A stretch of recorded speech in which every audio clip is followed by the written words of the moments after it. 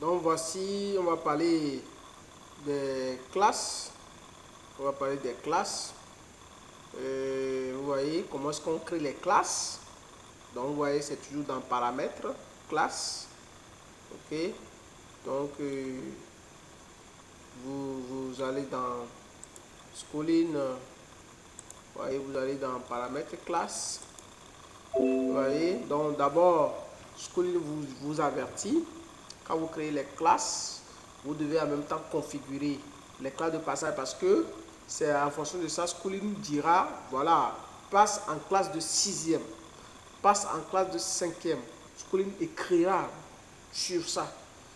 Vous voyez, schooling écrira vraiment sur ça. Et va se baser sur ça pour pouvoir basculer ou non les enfants en classe supérieure ou le faire échouer. Est-ce que vous voyez, de façon automatique. Il y a juste un bouton à appuyer. Je vais revenir, je vais vous parler de ça. Donc on va dire OK. Et la fenêtre va s'ouvrir, la fenêtre de création de classe va s'ouvrir. Donc vous voyez, pour créer une classe, vous faites nouveau. Vous prenez le cycle dans lequel la classe sera. Vous mettez le nom de la classe. Je mets par exemple troisième.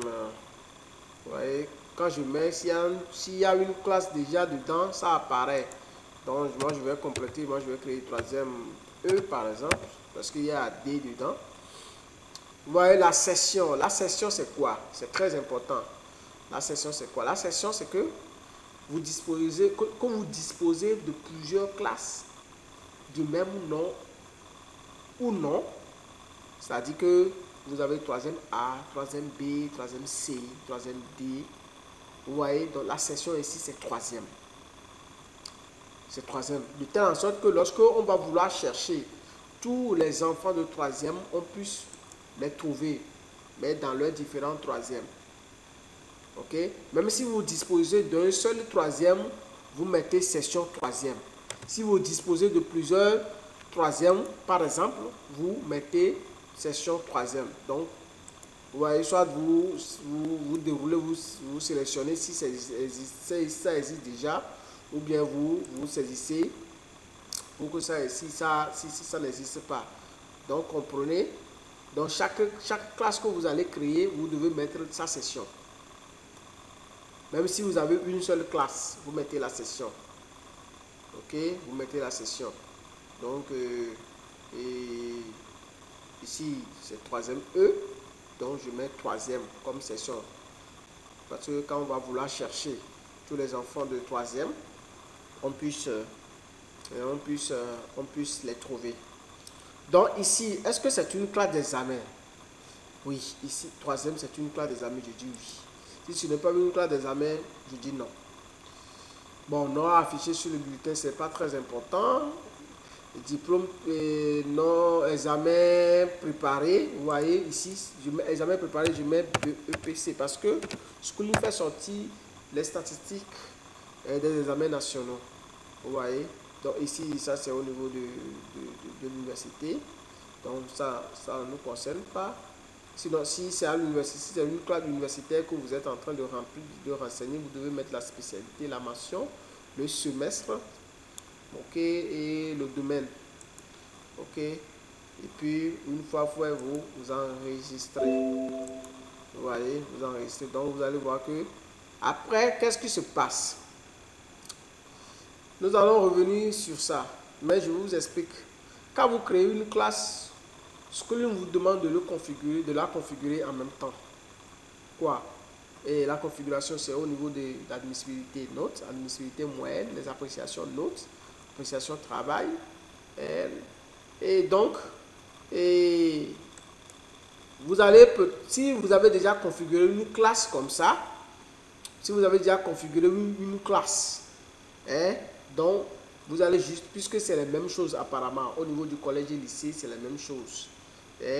Même au niveau du primaire, certaines classes, c'est la même chose. Mais si vous avez déjà, comme je le dis, si vous avez déjà configuré certaines classes avant, donc vous prenez la configuration d'une classe déjà configurée qui est une classe source. Hein, la configuration d'une classe déjà configurée, c'est la classe source. C'est la classe source là, quand vous voyez classe source, c'est cette classe là qui va copier ces configurations, bien qui va donner ces configurations à la classe réceptrice, c'est-à-dire la classe qu'on vient de créer. Ou bien à une classe. Donc la classe de réception, c'est la classe là qui va recevoir. La classe source, c'est cette classe qui va donner. Donc comprenez ça comme ça. Donc on a déjà configuré pour les troisième A. La classe de troisième A, on a déjà configuré ses admissibilités no, ses appréciations no, ses admissibilités moyennes. Vous allez voir ça quand nous allons arriver là-bas. Donc on va copier pour éviter de faire d'autres choses après. Donc on va copier hein, et la configuration de troisième A dans troisième E. Donc je fais enregistrer. Donc après ça va me demander si la classe que je viens de créer a les mêmes matières qu'une autre classe. Si oui, je dis oui. Vous voyez, maintenant vous voyez la classe source. Donc je vais aller sélectionner d'abord la classe qui va copier ces matières à la classe que je viens de créer. Je prends troisième A. Et maintenant je coche dans le tableau la classe, ma nouvelle classe. On me pose la question, je dis oui. Et puis je clique sur enregistrer. Vous voyez, cela vous évite de faire d'autres tralala après.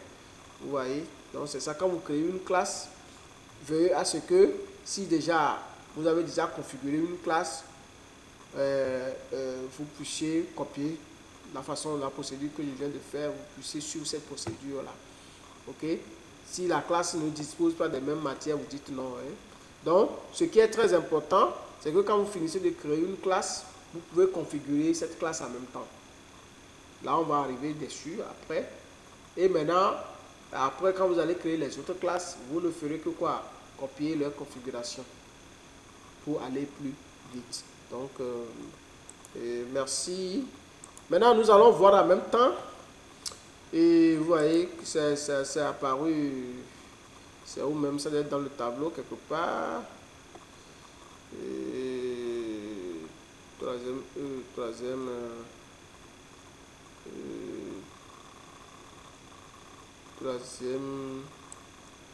je pense que c'est où déjà? Troisième E, vous voyez. C'est ça, troisième E. Nous allons configurer les classes de passage en même temps. Vous voyez, soit vous venez directement ici, vous voyez, soit vous venez directement ici, vous voyez le raccourci qui est ici, c'est ça, ou carrément, vous allez dans Fichier, Paramètres, Classe, Configuration et config classe de passage. Vous voyez, config classe de passage. Vous voyez, ce qu'on vient de voir tout à l'heure là, c'est ici, hein. Par exemple, si vous avez raté là-bas, si vous avez créé les classes et que vous n'avez pas encore fait les configurations, vous avez créé toutes les classes et que vous avez fait la configuration d'une seule classe.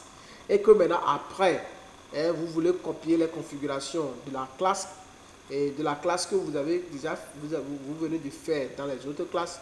Donc, vous pouvez revenir ici aussi. Ça, il faudrait que je vous le dise avant d'aller au niveau des classes de passage. Donc vous voyez, vous cliquez, vous voyez cette fenêtre, c'est la même chose qui était là. Donc si vous ratez, ne vous affolez pas, ne vous dites pas que où est-ce qu'on peut refaire ça, non. Vous allez venir sûrement dans Fichier, Paramètres, Classe, Configuration, copier les configurations d'une classe dans une autre. Donc c'est ça. Donc au niveau des classes de passage aussi, c'est ça, config classe de passage. Vous voyez ici, c'est déjà fait. Vous voyez, dans le tableau, c'est comme quoi, classe de départ et classe suivante, c'est-à-dire sur le bulletin. Voilà, classe supérieure et classe de redouble. Donc, classe suivante et classe sur le bulletin, vous voyez que c'est un peu différent. C'est-à-dire, on dit quoi? On dit que, bon, si l'enfant est en 4e A et qu'il réussit, il faut que ce qu'il écrit sur le bulletin passe en classe de 3e. Ok? C'est ça. Ça veut dire que maintenant l'enfant ira en 3e A. C'est-à-dire qu'ils veulent déposer l'enfant en 3e A. Maintenant, si l'enfant redouble, l'enfant reste en 4e A.